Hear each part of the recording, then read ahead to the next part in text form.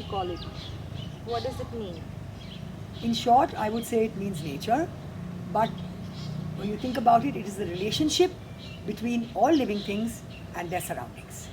Okay, and this is very important because unless you strike a balance, it's not going to work.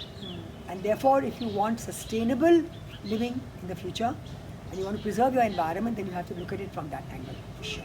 Right, right. What is special about Dahanu's ecology? Oh my. This is one of the main reasons why I agreed to come and settle down in Danu. Because when I came here, I loved it. When you look all around you, not only the greenery, but the treetops and the environment. And of course, later on, I found out that it's so important because it is a green buffer zone. Between you have GIDC at one side, the Vapi and all the Offroad factories, and you have Boisar and Palghar on the other side, which is the MIDC. So we are also the fruit and fruit bowl. And we supply fruits and fruit even to Bombay. This is so important. And therefore we have to preserve it. Also we have 66% tribals and they work with the soil, they live in tune with nature, they respect nature and they will preserve Danu for what it is hopefully. And they will preserving their lifestyle and most of their customs, which is so important. Give back. What aspects of ecology interest you? Okay. Talk a bit about your body of work over the years.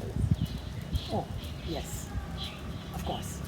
When I came to live in Danu, I joined Nergish and Vigilance Organization of Women to try to preserve Danu's environment. And then I started working as a Girl Guide teacher with the kids. And I realized that that was so important. They just loved going in the outdoors. I took them for nature trails or took them for hikes. And then when I did a diploma in environment education, they told you the oo and the ah and the I do of environment. So first the child needs to learn to appreciate and then ah. And then you show them something amazing in nature, which there is a lot of, believe me. And then finally you say, okay, now what can I do to try to protect this and preserve this for my next generation? So this I thought was very important. And that's how I worked from there. For about 20 years I was a freelance Girl Guide teacher. Took them out for nature trails and hikes and into the hills and to preserve nature. And if you meet any of them, the first thing they will tell you is, we remember going out into nature and loving nature. Me. And loving nature, yes. She was also one of my Yeah, students. 13 years of my childhood was spent hiking with Firoza Miss, and for those who don't know, she's my teacher along with the teacher of I don't know how many kids in town. So it was something, it was really something. How many years ago did you come to the Hanu? 41 years ago, I got married and I came here. Yes. Wow. And my husband still asked me that I could come here for him or for the Danu, for the environment, and I said for the farm, both. And he knows that. Totally. Yeah. Question 4. Share a bit about your work with Intact Dahanu, specifically in terms of ecology. Yes, of course. Intact is not only about cultural heritage, it's also about preserving the natural heritage. Nergish Irani was the convener before me, and then she made me the convener. And I agreed because I thought it's great to do something proactive for the environment. Because with DTW, it was all a lot of litigation, okay? And I thought this was so important because we got WWF also to commission a study about the importance of Danu and then, of course, environment impact assessment of certain projects and why they should not come to Danu. We're very lucky that Danu has been declared an ecologically fragile area, so obviously it has a lot to offer. It has biodiversity hotspots. And what was the question? Your work with Intact Dahanu. Okay. Then taking kids for nature trails and awareness drives. So I've used a lot of social media also. Whenever we had walks into villages, we went for nature trails. When there were festivals, we went and created awareness. When there was Ganpati, we contacted the municipality. We made sure that in the same river just here, we made sure that they did not dump plastic and excess flowers into the water. So we made a compost pit there and we got very good response year in and year after. Right. Yeah. So that was so good. Then we used to have beach cleaning programs and then of course we had the Chiku festival where we make people aware of what all Danu has to offer and different from the city. Yeah. It's after all a rural agrarian town. Yeah, it is. It is. And when I post photographs of the Warlis and their village life and their farm life, people just love them. So unofficially I organize Warli tours. People come and are interested to make them realize how it is to live in tune with nature and sustainable lifestyle, which is what they have. Even their houses are totally used to be recyclable. Unfortunately, all that is changing. Wow. Question 5. What are the biggest problems that threaten the ecology of Dahanu today? What else? Industrialization and urbanization. And I'd like to add an adjective, illegal industrialization and illegal urbanization, because we have notifications in our hand. We have laws which tell us we're not allowed to do this. Okay? And still, of course, it's being violated. We all know that. So basically, it's for the citizens to be aware and try to fight it at their level. What do they want? Do they want to leave this kind of legacy to their children, or this kind of environment for their children? Let's not be short-sighted, and let's think of long term. Let's think of the future. I wonder how it got to this point. Because, and correct me if I'm wrong, Yeah. when I was born in the year 1989, which is about 31 years ago. Yeah. I have a very different, very quaint, and very basic idea of Dahanu back then. I'm not being, this sort of stickler of like romantic, imagined memories of your hometown, and it's not like that. But when did it get this way? When did that happen? Is it money coming into town? Is it Yes. people that have moved from outside to set up industry that have come and like what?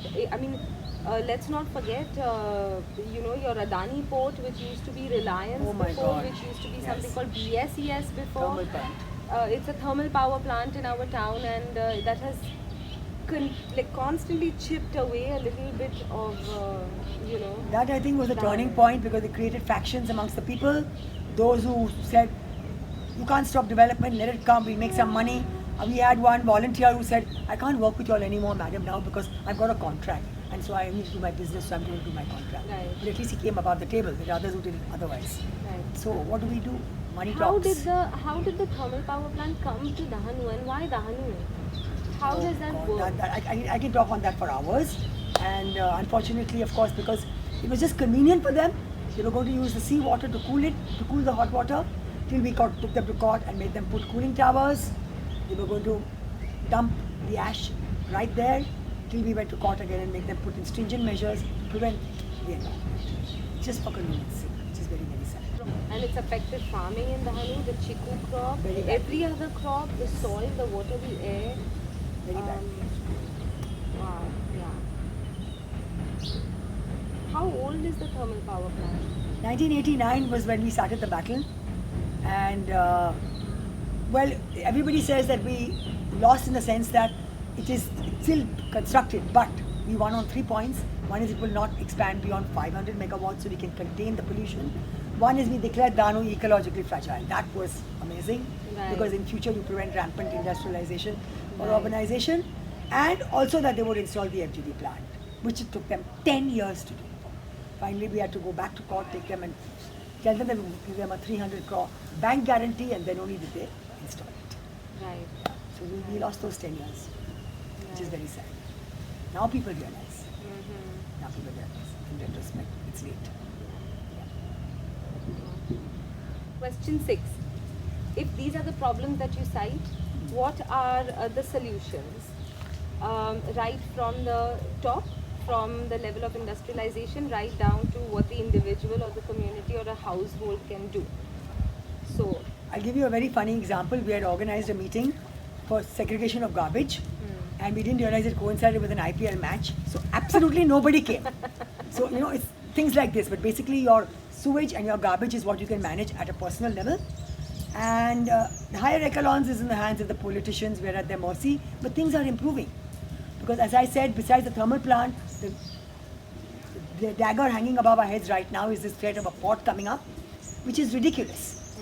I'm going to read these 2 lines. I just went on Wikipedia and I googled Dahanu coastal town, and it says 2 points. The first one says it hosts the Adani Power's thermal power station, and the second point says it is a site of the currently stalled Vadwan project.